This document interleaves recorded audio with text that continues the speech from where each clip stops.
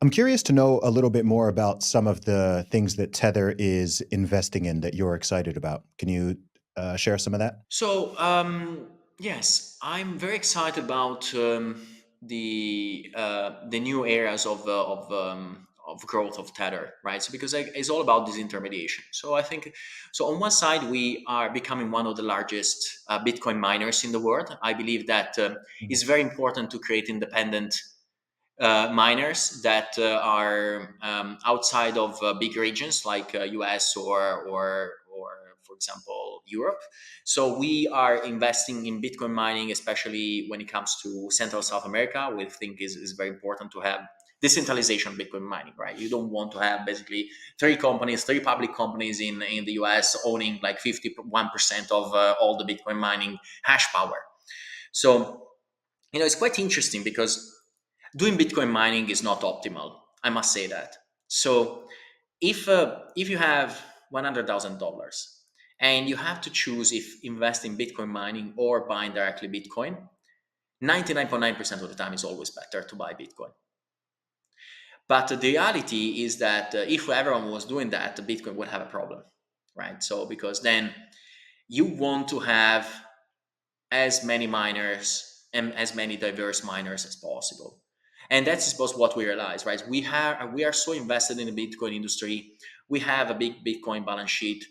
Even if it's not optimal, we need to invest in Bitcoin mining to ensure the security, to help with the security of Bitcoin and create basically an alternative force, right? So the more independent alternative force in Bitcoin mining, the better. That's how it should be.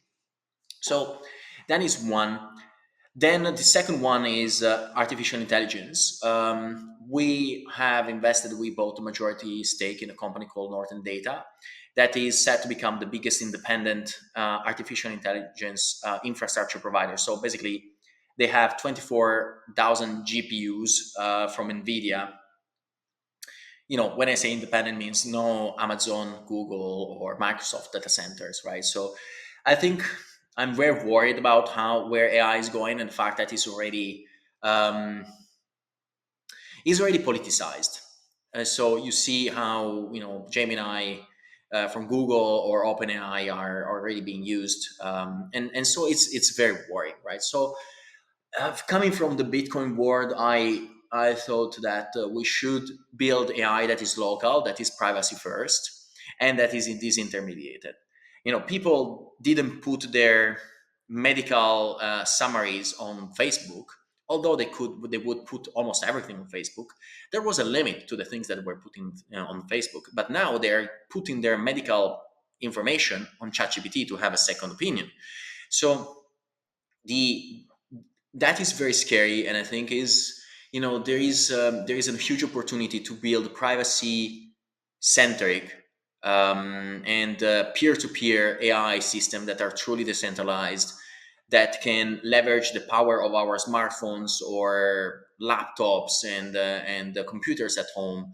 Everything at home is actually, if you look at your phone, if you have an iPhone or like a flagship phone, it's probably more powerful than a server of 10 years ago. So you can really run models, AI models on your phone.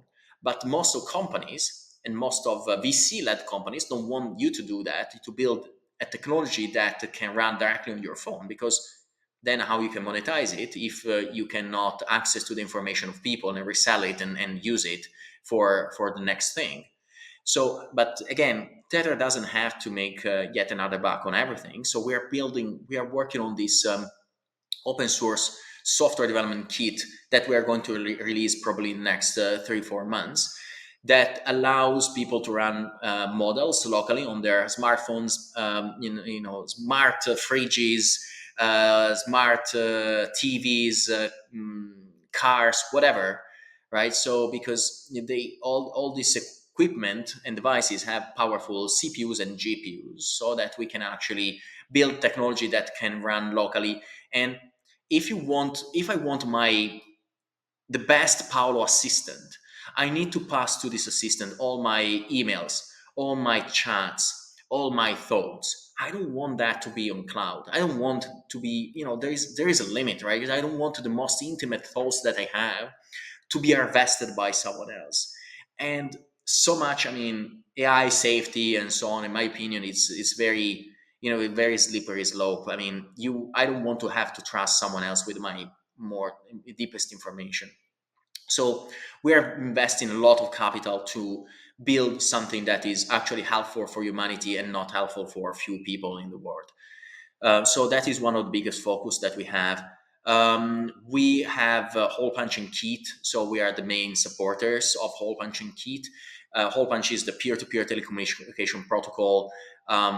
It's one of the master works. I mean, the team there is led by Matthias Bus, is one of the greatest software engineers in the world, and together we founded Hole Punch. That is this company that is creating, to summarize, it's like BitTorrent, if you're familiar with it, as a file sharing system, but for real-time communications, right? BitTorrent was used to share files. BitTorrent is the most decentralized file sharing system in the world. The humanity went through an evolution of file sharing systems from Napster, LimeWire, eDonkey, eMule, and eventually BitTorrent. The only one that resisted was BitTorrent because it's truly, truly decentralized, had the greatest technology for decentralization. So 5 years ago, a bit more actually, me and Matthias thought, why we don't take BitTorrent as a protocol, but instead of applying only for file sharing, why we are not going to apply for messaging, real-time live streams, and everything like what we are doing with StreamYard or Zoom can be done completely peer-to-peer without any central servers, with higher quality and basically with no cost. And it's not like magic. I'm not describing like an ideal world. Internet was built for exactly this. Internet was built where any device you connect to internet has something called IP address. That is like your home address. When I send, if you live in London, right? I'm, let's say, in Italy. If I send you a message, a letter, like a physical letter to your home address in London, it's not that that letter goes to New York and then back to London, like from Rome. It will find the shortest path to go from Rome to London, right? And internet was built with the same thing in mind, right? You have devices that are connected to internet, and then you have a set of devices that are called routers that will take every single packet and they will try to find the shortest path from the 2 points, from my house and your house. But the reality is that with data centers now, as I said before, if you have WhatsApp, my message would go from Rome maybe to Frankfurt, or if the chat application does not have any other data centers in Europe, would go to New York or Miami or I know Texas and then to London, traveling maybe 20,000 miles to get to your home. Why? Because there is incentive of centralization, because without that additional step, companies cannot milk your own personal information. They cannot access your personal information. So that is very bad and scary. So that is what All Punch is trying to do. Taking BitTorrent and not adding a cryptography layer on top of it to make it available and usable for real-time communication systems. And Kit is our alpha, we release it in alpha, is our peer-to-peer communication chat system that is proving that there we have a Bitcoin room and with 2,000 people, and that exchanged more than 1 million messages without any central server. It's different than Nostr, right? It's no relays, no central servers. I call it the most sophisticated and complex human interaction and coordination exercise that society ever did, because thousands of people can join a room and exchange million messages without any central server. And it's, I wish I could say it's rocket science. Is not rocket science. It's actually how the internet was built for. And just as a company that hates centralization, we decided, and we didn't want to do it through a blockchain, right? Many would do a blockchain, but blockchains are terrible for that. Are terrible. They're slow. They're not peer-to-peer. Most of blockchains are super centralized, right? Peer-to-peer systems are different than blockchains. Are Peer-to-peer means that I can communicate direct with you without any other intermediary. With blockchain, you still have nodes, a set of nodes that are basically validating information and storing information on your behalf in a way. right? And that is not, if I want it, peer-to-peer is like Lightning Network, where I have a channel with you, and what goes in that channel stays in that channel, and that should be is peer-to-peer. Blockchains are very inefficient ways to transfer information. They are great for certain things, like being a ledger and store certain proofs. For example, proof of transfer of money. Like Bitcoin is the perfect security mechanism for the world, but for communications that are not great. So we really took a deep dive into this mission. And then the last one that I really love, as investment, is one called BlackRock Neurotech. It's basically Neuralink. It's similar to Neuralink, but I think it's much more advanced. Neuralink has 2 patients, I think, now installed, and BlackRock Neurotech has already 42 patients. It's They are the pioneers Did of you, the did you say PCI. BlackRock? Is that BlackRock as No, in the BlackRock people know? Okay. no, no, it's different than that. Okay, and we're working the name. So my first, now that Yeah, we I was invested, like that name has to change. yes, the first thing that said, okay, now we are going to change the name. No, now we are in the process of rebranding. But it's one of the actually coolest. It's one of the coolest companies because we had a patient that had ALS, this sclerosis, and he couldn't speak anymore. But with the brain chip, now he can speak back again with the family at the rate of 62 words per minute. So the ability of the and there is another patient that could not that wanted to drive, was really passionate about driving, and now he can drive with his thoughts. So the level of sophistication of this company and what they achieved in the last 10 years in the brain computer interface space is just insane. I think that they are not very known as a company, but they are the ones that really brought the opportunity for the world to build a technology that could help patients that have many different diseases. So I think as Tether, we acquired a majority stake in that company because we believe that it's important that technology becomes open. Especially imagine if you plant something in your brain, you want to have an open source, um, brain operating system that could connect peer to peer to others without having intermediaries. Because when you start listening and translating thoughts, is even worse than having a cloud system for your messages. So we think that with our technology we can, and with open source, we can actually build a system that people would trust and would use eventually. I think that brain computer interfaces are going to be a commercial product in the next 15 years. Will be probably the most used product for you, and will be part of the next leg of human evolution in the next 15 to 20 years. And you really want to have something that is independent, something that is open source, something that you can trust, you can see what's under the hood. And so that's why we bought that company, first to help patients, but also to build something that is transparent and helpful for humanity, rather than be another control center, if you see what I mean. Yeah, I had this conversation with Elon Musk about Neuralink, and I had to be honest with him, like I will be with you. And that whole conversation freaks me out. Once we, I understand. it doesn't freak me out when you're talking about restoring people with certain disabilities or conditions to be able to do things that a typical human is able to. But the thought of someone like myself or yourself getting to a stage of society where people are putting chips in their brains to become superhuman, let's say, and to kind of merge with the technology, that whole pathway freaks me out, if I'm being honest. I mean, definitely there is a lot to uncover, and could be become very dystopian. That's why we want to do in a very open and transparent way. I think that having an open source brain operating system is very important. But at the same time, the other thing that freaks me out is the fact that, in my opinion, in 5 years, every single car manufacturer will start building humanoid robots. And you have already, big food chains like fast food chains. They are placed already. some of the workers with totems. Like you go there, you order your food, you order like a burger, whatever.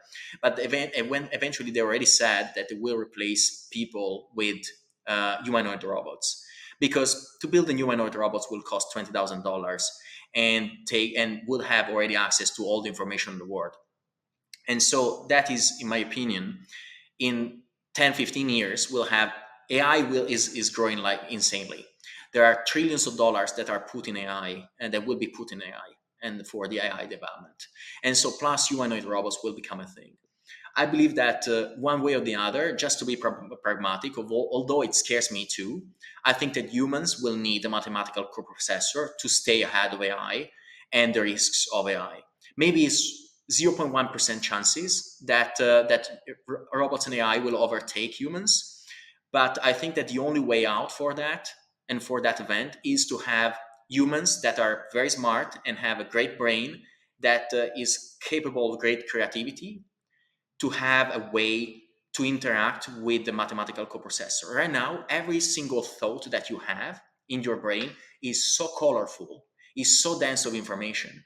But then when you speak it, it lose a lot of information. It gets compressed so much, right? Because imagine you have the greatest sensations. You are in a greatest show. You see something that you like, and usually we'll say it's cool or it's fun, right? But it's a compression of so many emotions.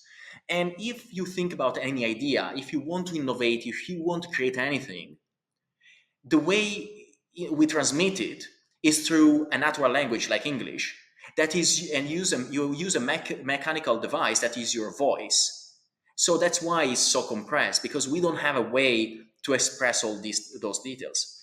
So in order to be completely, and to be more efficient and trying to stay ahead of the risks of a world that is changing no matter what, because we cannot expect that every single country will use AI in the nicest way. And, I'm a big sci-fi fan, and you have the three laws of robotics of Asimov. I don't believe that it will be true for every single country. So I think it's important for humanity. There was it took 2 million years to go from the Homo sapiens to the Homo sapiens sapiens. But now, from 300,000 years ago, our brain didn't change that much.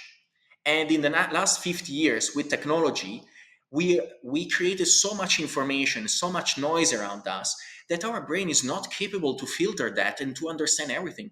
And just the last 10 years, with social media and with smartphones, we are above our capacity to stay up to speed. And so the only way to not fall behind, and eventually AI will be so powerful that we will be like dogs compared to humans in our understanding of the world.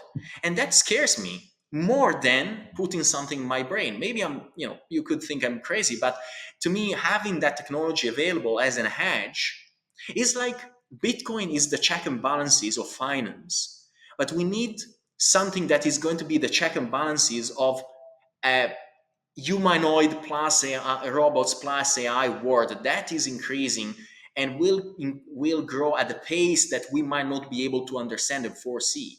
You have AI systems that can code it themselves. When you talk about AI safety and try to lock AI in a system that cannot be in a jail to make sure that they don't become evil.